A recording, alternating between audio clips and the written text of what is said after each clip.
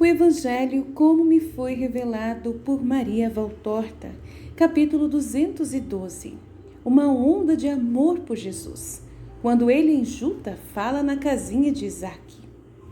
Valtorta descreve a visão do dia 8 de julho de 1945. Juta inteira acorreu ao encontro de Jesus com flores selvagens de suas encostas e com as primícias de suas culturas, além dos sorrisos de suas crianças e as bênçãos de seus concidadãos. E antes mesmo que Jesus chegasse a pôr o pé no povoado, viu-se rodeado por aquelas boas pessoas que, avisadas por Judas de Queriote e por João, que haviam sido mandados à frente, acorreram com tudo o que tinham encontrado de melhor para prestar honras ao Salvador e, sobretudo, com seu amor. Jesus não para de abençoar, com gesto e com palavra, as pessoas adultas ou jovens que o apertam de todos os lados e querem beijar-lhe as vestes ou as mãos, e lhe põe nas mãos as crianças de peito para que ele as abençoe com um beijo. A primeira a fazê-lo é Sara, que lhe põe sobre o coração seu pimpolho, que é Jesai. De tão impetuoso que é, o amor lhe estorva o andar, e, no entanto, ele é como uma onda que o vai levando. Eu creio que Jesus vai indo para a frente, mais levado por esta onda do que por seus próprios pés. E certamente também seu coração vai sendo levado bem alto no céu azul, pela alegria que lhe dá este amor. Ele está com o rosto refulgente, como nos momentos da mais viva alegria do homem-deus. Não é aquele rosto cheio de poder, com aquele olhar magnetizador das horas dos milagres, nem o rosto majestoso de quando manifesta sua união contínua com o Pai, e nem mesmo aquele rosto severo de quando repreende uma culpa. Todas essas vezes seu rosto refugia com diferentes luzes, mas esta de agora é a luz das horas de distensão de todo o seu eu, que é atacado por todos os lados, obrigado a tomar cuidado sempre com todos os gestos ou palavras suas ou dos outros, envolvido em todas as ciladas do mundo, que como uma maléfica teia de aranha lançam seus fios satânicos ao redor da divina borboleta que é o homem-deus, esperando refrear-lhe o vôo e aprisionar-lhe o espírito, a fim de que não salve o mundo. Amordaçar-lhe a palavra, para que não ensine as bem grandes e culpáveis ignorâncias da terra.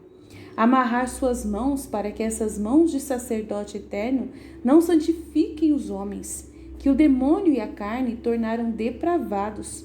Vendar-lhe os olhos, para que com a perfeição do seu olhar, que é como um imã, que é perdão, que é amor, que é um fascínio que vence todas as resistências, que não seja a resistência de um perfeito Satanás, não atraiam para ele os corações. Não estão também agora e sempre assim contra Cristo por obra dos inimigos de Cristo? Assim não estão a ciência e a heresia, o ódio e a inveja, os inimigos da humanidade? Como ramos intoxicados de uma planta boa, não fazem tudo isso para que a humanidade morra? Esses que a odeiam mais ainda do que com todo o ódio que eles têm de Cristo, porque a odeiam ativamente, privando-a de sua alegria, procurando descristianizá-la, enquanto que a Jesus nada podem tirar, sendo ele Deus e eles pó? Sim, eles o fazem, mas Cristo se refugia nos corações fiéis e de lá olha, de lá fala, de lá abençoa a humanidade, e depois se dá a esses corações, e eles atingem o céu com a sua bem-aventurança, ainda que permaneçam aqui, mas incendiando-se, até terem com isto um delicioso tormento em todo o seu ser, nos sentidos e nos órgãos, nos sentimentos e no pensamento, e finalmente no espírito. Lágrimas e sorrisos, gemidos e canto, o desfalecimento e até uma pressa de viver são os nossos companheiros. Mais do que companheiros, são o nosso próprio ser, porque com os ossos estão na carne e as veias e os nervos por baixo da epiderme, e tudo faz um só homem.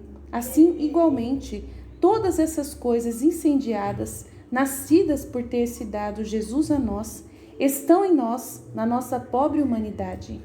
e que somos nós naqueles momentos que não poderiam durar para sempre, porque se durassem mais do que aquele tanto, morreríamos queimados e despedaçados. Nós não somos mais homens, não somos mais os animais dotados de razão que vivem sobre a terra. Somos, ó Senhor. Deixa que eu diga uma vez, não por soberba, mas para cantar as tuas glórias, porque o teu olhar me queima e me faz delirar. E então nos tornamos serafins, e porque de mim não saem chamas e ardores sensíveis para as pessoas e a matéria, assim como é nas privações dos condenados? Porque, se é verdade que o fogo do inferno é tão forte, que só um reflexo saído de um condenado pode queimar a madeira e derreter os metais, que não será o teu fogo, ó Deus, que tens tudo o que há de infinito e perfeito? Não morremos de febre, não nos queimamos com ela, não nos consumimos de febre pelos males da carne. Tu que és nossa febre, ó amor, e com este nos queimamos, com este morremos, com este nos consumimos, com este por este se dilaceram as fibras do coração que não pode resistir a tudo isso. Mas eu disse mal, porque o amor é um delírio, o amor é uma cascata que arrebenta os diques e desce derrubando tudo o que não é ele. O amor é um apinhar-se de sensações, todas elas verdadeiras, na mente, todas presentes, mas nossa mão não pode descrevê-las, de tão rápida que é a mente em traduzir o pensamento e os sentimentos que o coração experimenta. Não é verdade que morremos, nós vivemos, e de uma vida decuplicada, de uma vida dupla, vivendo como homens e como bem-aventurados, a vida da terra e a vida do céu. Alcança-se isso, supera. Disso estou certa, uma vida sem defeitos, sem diminuições nem limitações, que tu, Pai, Filho e Espírito Santo, tu, Deus Criador uno e trino, tinhas dado a Adão como um prelúdio da vida depois da assunção a ti, para gozar no céu, depois de uma tranquila passagem no paraíso terrestre para o celeste, e uma passagem feita nos amorosos braços dos anjos, assim como foi o doce sono e o doce surgir de Maria ao céu. Para ir a ti, vivemos a verdadeira vida. E depois nos encontramos aqui e nos envergonhamos de ter andado por outros tantos lugares e dizemos: Senhor, eu não sou digno de tudo isso. Perdoa, Senhor.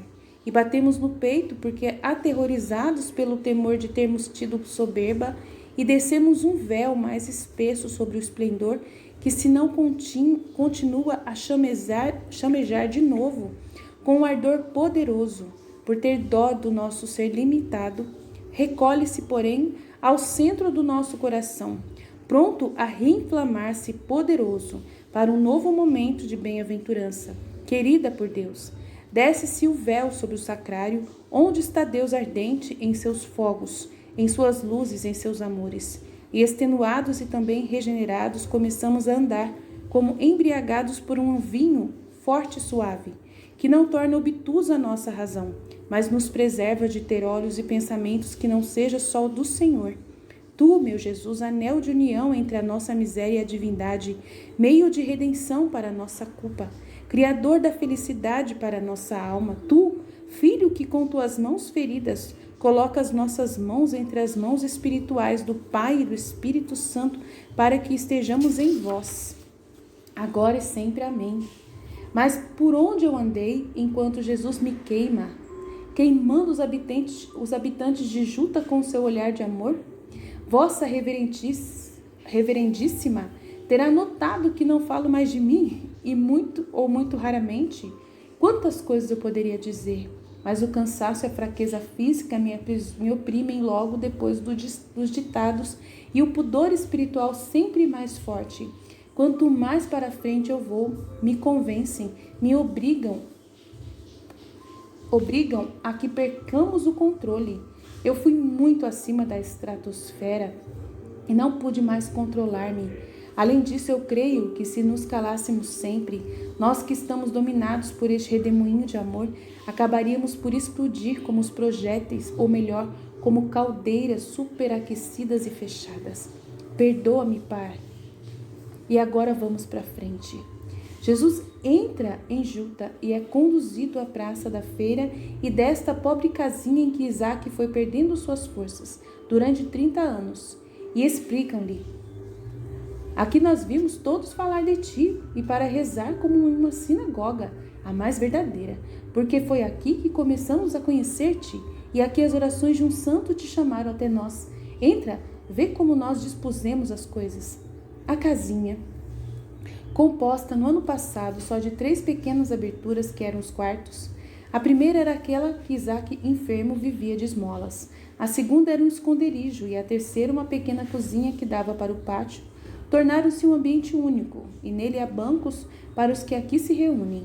No pátio há uma pequena barraca em que foram colocados os poucos trastes de Isaac como relíquias, e o respeito dos habitantes de Juta tornou menos desolado o pátio, colocando eles nele plantas trepadeiras que agora, com suas flores, cobrem a rusticidade do lugar e formam um começo de trepadeira que vai subindo por cordas estendidas sobre o pátio até a altura do teto baixo.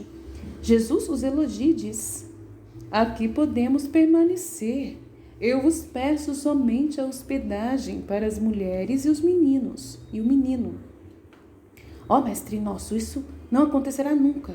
Para aqui viremos contigo e tu nos falarás. Mas tu, os teus, sede nossos hóspedes. Concede-nos esta bênção para podermos hospedar a ti e aos servos de Deus. Só nos desagrada que eles não sejam tantos quanto as casas. Jesus concorda e sai da casinha indo para a casa de Sara, que não cede a ninguém o seu direito de hospedá-lo, para a refeição a Jesus e os seus. Jesus fala na casa de Isaac, as pessoas enchem a sala e o pátio e se comprimem também na praça, enquanto Jesus, para ser ouvido por todos, põe-se no meio da sala de tal forma que sua voz se espalha tanto no pátio como na praça. Ele deve estar tratando de algum assunto que lhe levaram por qualquer pergunta ou acontecimento, e ele diz: mas não tenhais dúvida disso, como diz Jeremias, eles reconhecerão pelas provações como é doloroso e amargo terem abandonado o Senhor. Para certos delitos, meus amigos, não há salitre nem potassa que consigam tirar a nódoa que eles deixam, nem mesmo o fogo do inferno é capaz de tirar aquela nódoa. Ela é indelével. Também aqui é necessário reconhecer a justiça das palavras de Jeremias.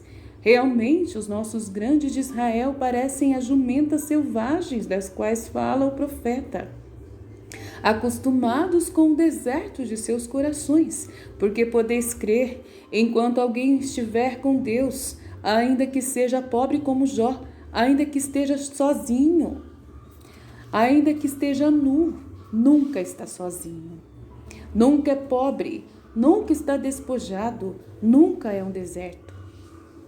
Mas eles tiraram Deus de seus corações e por isso se acham no árido deserto, como as jumentas selvagens que farejam no vento o cheiro dos machos, que aqui no caso, pela libidinagem deles, tem o nome de poder e dinheiro, além da luxúria verdadeira e propriamente dita.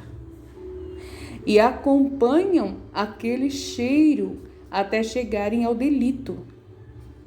Sim, eles o acompanham e ainda mais o acompanharão. Eles não sabem que estão, não com os pés, mas com o coração exposto às flechas de Deus, que vingará o seu delito. Como então não haverão de ficar confusos o rei, os príncipes dos sacerdotes e os escribas, que na verdade disseram e dizem aquilo que nada é, ou pior ainda, aquilo que é o pecado? Tu és meu pai, tu me geraste. Em verdade eu vos digo que Moisés quebrou com ira as tábuas da lei, ao ver o povo na idolatria, e depois de subir de novo ao monte orou, adorou e conseguiu. E isto há muitos séculos, mas ainda não acabou nem acabará. Ao contrário, cresce como fermento posto na farinha a idolatria no coração dos homens. Agora, quase cada um dos homens tem o seu próprio bezerro de ouro. A terra é um matagal de ídolos, porque cada coração virou um altar e dificilmente se encontra Deus sobre ele. Quem não tem uma paixão maligna tem outra. Quem não tem uma concupiscência tem uma outra com outro nome. Quem não é todo pelo ouro é todo por alguma posição. Quem não é todo pela carne é todo pelo egoísmo. Quantos eus transformados em bezerros de ouro não são adorados nos corações? Virá por isso um dia em que eles, golpeados, clamarão ao Senhor e ouvirão dele essa resposta: vira-te para os teus deuses, eu não te conheço. Eu não te conheço. Terrível esta palavra quando dita por Deus a um homem. Quando Deus criou o homem como uma raça e conhece cada homem em particular. Quando, pois, ele diz, eu não te conheço, isso é um sinal de que ele apagou com a força de sua vontade aquele homem de sua lembrança. Eu não te conheço. Será Deus severo demais por proferir este veredicto? Não. O homem gritou ao céu, eu não te conheço, Deus. E o céu respondeu ao homem, eu não te conheço, homem. Com a fidelidade de um eco. Meditai, o homem é obrigado a conhecer a Deus por um dever de gratidão e por respeito para com sua própria inteligência. Por gratidão, Deus criou o homem, dando-lhe o dom inefável da vida e provendo-o do dom super inefável da graça. Perdida esta por própria culpa, o homem ouve que lhe é feita uma grande promessa. Eu te darei de novo a graça. E Deus, que foi ofendido, que fala assim ao seu ofensor, como se fosse ele Deus o culpado, obrigado a dar uma reparação. E Deus mantém a promessa. Eis que aqui estou para dar de novo a graça ao homem.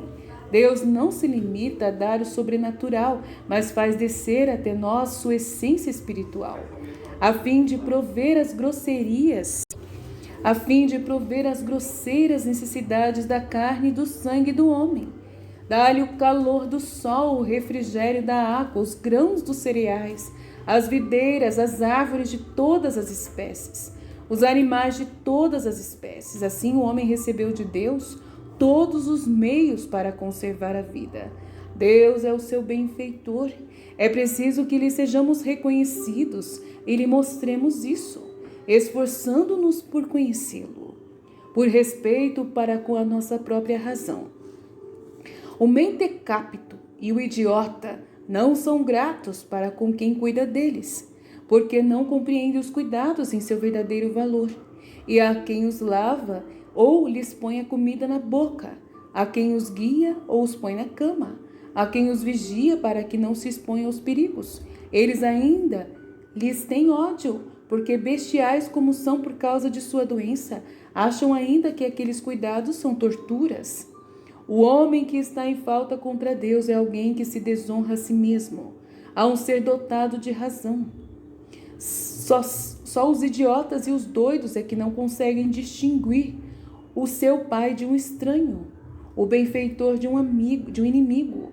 Mas o homem inteligente conhece o seu pai e o seu benfeitor e se compraz em conhecê-lo sempre melhor, mesmo naquelas coisas que ele ignora, porque aconteceram antes que ele nascesse ou que recebesse os benefícios do pai ou do benfeitor. Assim deve-se fazer também com o Senhor, a fim de mostrar-lhe que somos inteligentes e não brutos. Mas muitos em Israel são semelhantes a estes doidos que não reconhecem o seu pai e o seu benfeitor.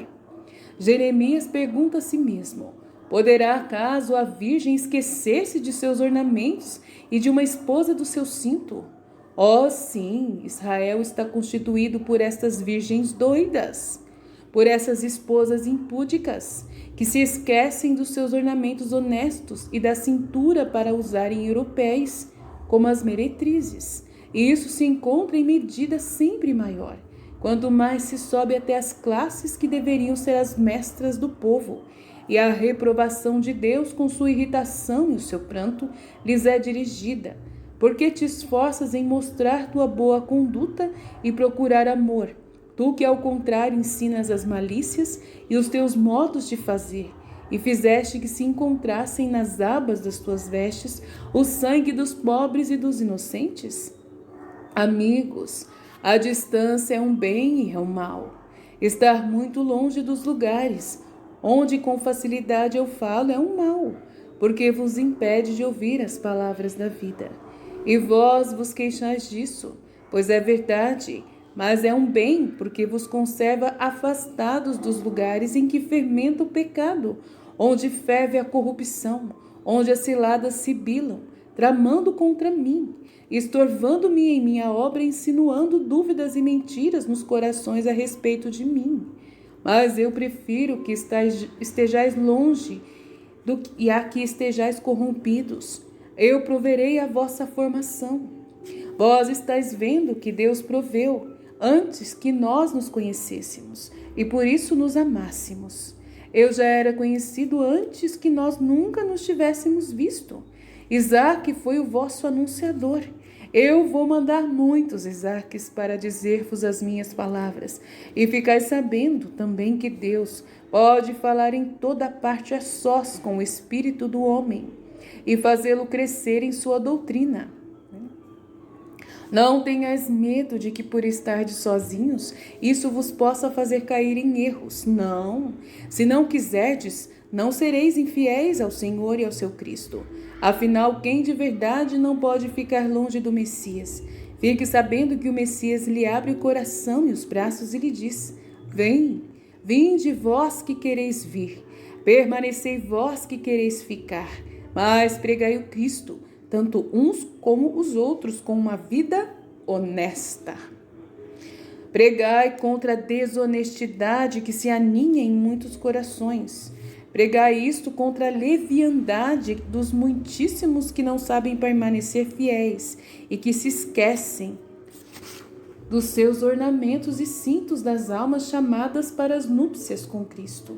Vós me dissestes felizes. Desde quando tu viestes, nós não tivemos mais doentes nem mortos. A tua bênção nos protegeu. Sim, grande coisa é saúde. Mas fazei que a minha vinda de agora vos faça todos sãos de espírito e sempre em tudo. Para isso eu vos abençoo e vos dou a minha paz, a vós e aos vossos filhos, aos campos, às casas, às messes, aos rebanhos, às árvores frutíferas. Servi-vos de tudo isso com santidade, não vivendo para essas coisas, mas por meio delas, dando supérfluo a quem não tem e adquirindo vós assim a medida calcada das bênçãos do Pai em um lugar no céu. Ide, eu fico para rezar. Valtorta escreve em 9 de julho, releio o que escrevi ontem, para colocar no lugar certas palavras incompreensíveis por piedade dos teus olhos. Reler isto me deixa desolada. É tão inferior àquilo que experimentei enquanto descrevia o meu estado de ânimo. Porém, agora eu, para ajudar-me a dizer o que o Senhor me fazia experimentar, e pelo medo de dizer mal, e para ter um alívio, porque é também um sofrimento, sabes? Eu chamava ao meu São João. Dizia-lhe, tu sabes bem estas coisas, tu as experimentastes, ajuda-me. Nem me faltou a sua presença, o seu sorriso de eterno bom e a sua carícia. Mas agora sinto que a minha pobre palavra é tão inferior ao sentimento que experimentei. Tudo quanto é humano é palha, o ouro é somente o sobrenatural, mas o humano não pode nem mesmo descrever. E assim termina a visão Fiat.